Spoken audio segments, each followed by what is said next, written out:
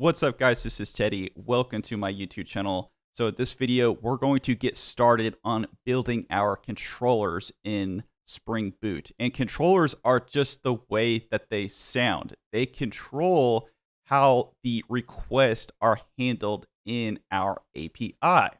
And they control that through how we access the URLs in our browser. So the average person doesn't really care at all about URLs.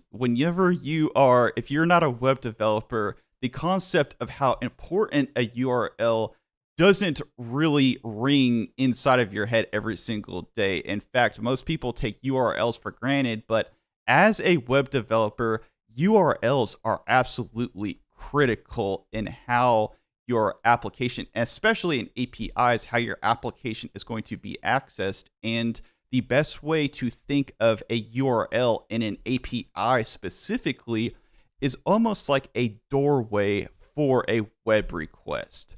So a person is going to make a web request to your API, and the way that they send the actual request, and depending on if they send what's called a GET request, a POST, a update, there's all different types, but these are going to be the most common. So whenever you send a web request, what is going to be tacked onto it is one of these words right here: GET, POST, update, delete.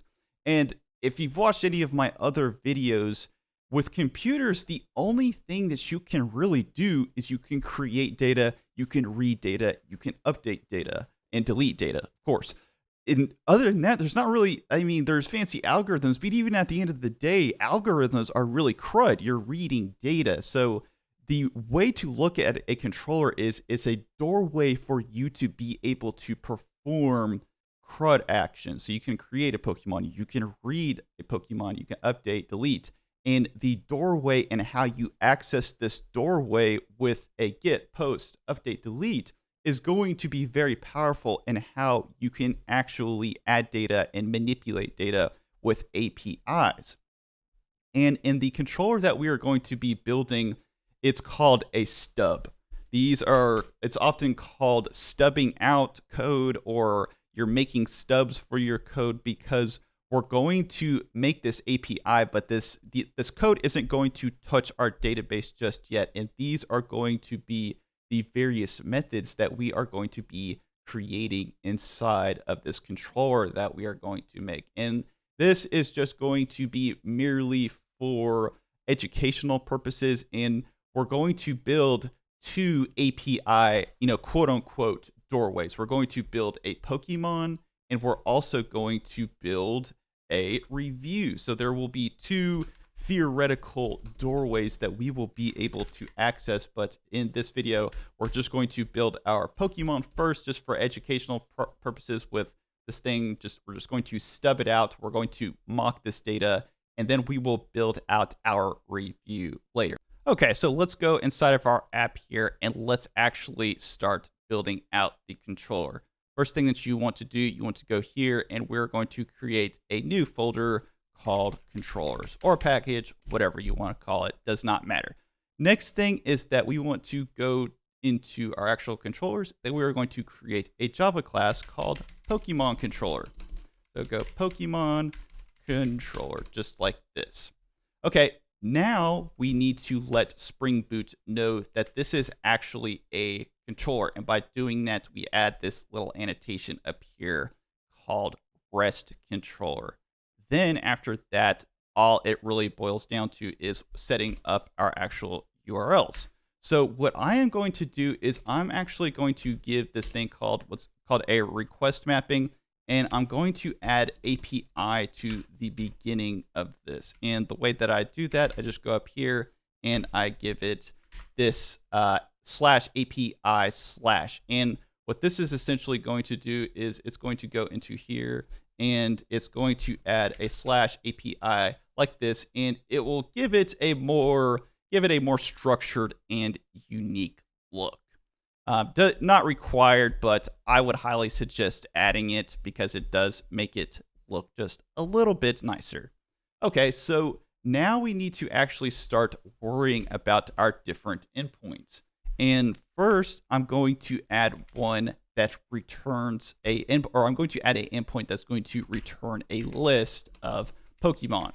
And this is very common, and this is one of the most common endpoints to have because it's going to return a list. It's almost like a Facebook feed. If you're going to have a Facebook feed, or if you're going to return a list of all your Pokemon at one time on a web page, you would need this because you want to display more than one Pokemon at a time. If that doesn't make sense, it will here in a second, because you will see what it will actually return. So we're going to go in here and we're going to set our return type to a response entity of Pokemon. And if you don't know what a response entity is it's just a fancy class that Java gives you to actually return stuff in a nicer, fancier fashion. You could just return a list if you want to, but response entity is a little bit more official and it looks a little bit nicer. And also it gives it some more added functionality.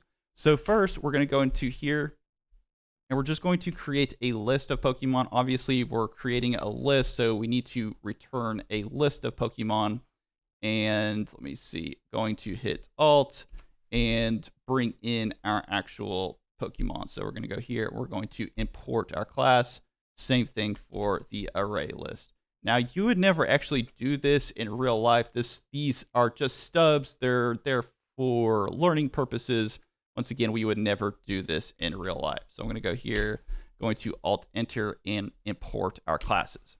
Okay, so next thing that we need to do is we need to add some actual Pokemon to this. So I'm going to go Pokemons right here, and then I'm going to go add, and going to give this new, and we'll go Pokemon right here, and going to give it a 1, and the name, so I'm just going to hover over this, give it a name, Squirtle, and a type of water. Just like that, go Pokemons, dot add, and we'll give it another one. So we got Pokemon, so 2, we need to give it a 2 because it's got to be unique, and we'll give this a Pikachu, Pikachu, and then we'll go into here, and it will be a electric.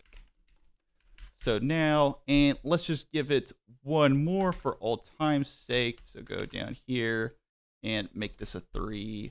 We'll give this a, what was the, Charmander. So we'll go Charmander, and it will be Fire Pokemon.